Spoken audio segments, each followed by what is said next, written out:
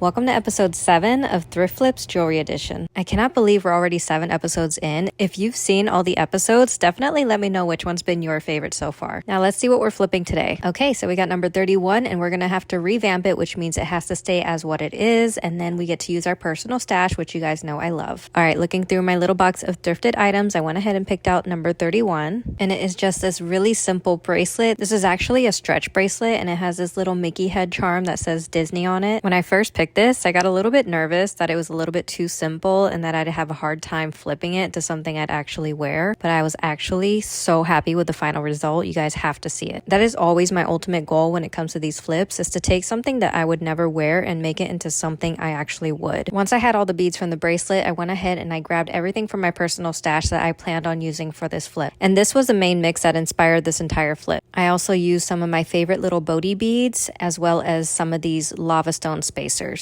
And for my stringing method, I'm actually going to be using nylon cord because we're going to be making a triple layered adjustable macrame bracelet. These are the colors I'm going to be using because it matches that bead mix just so perfectly. And I'm just going to cut 4 equal length strands of both colors. Also, in order to make the stringing process easier, I'm going to make a needle on each one. For the first strand we're going to be working on, we're going to be using these beads, which actually has 2 holes, so we're going to use 2 strings, just one of each color. I'm going to string this flower onto both strings, and then I'm going to follow it up with one tiny Bodhi on each strand. And I'm just going to repeat that pattern with 3 more flowers. And then I'm just going to knot both ends directly next to the bead. To finish this strand off, I'm just going to do a series of square knots until this strand is as long as I need it to be. I'm using this tan color for one side, and then I'm going to use the burnt orange on the other end. Once I've done that to both sides, this is the first strand all complete. For the next strand, this is a combination I'm going to be using. I'm going to be using the blue seed beads that came in the bracelet, along with these golden sandstone spacers and this lava stone spacer. This was the pattern I went with for the second strand, and for the third strand, this was a mixture I used. I also ended up throwing in some more of those sandstones and Bodhi beads as well. And this was the final design for strand number 3. Now I just used more of those square knots to close off the bracelet and make it adjustable. The only thing left to do after this is to group the strands into groups of 2 to make those into our drawstrings. Alright, we have our drawstrings all done, and the bracelet is finally complete. As you can see, it is adjustable, and these are the 3 layers. I honestly have that bead mix to thank for such a great inspiration, because the color matching was just so perfect, and I knew exactly what I wanted to do when I saw it. I absolutely love the way this came out, and I think this color combination is just chef's kiss. I've definitely never made anything like this. As always, let me know how you guys think I did, and I will see you in the next episode.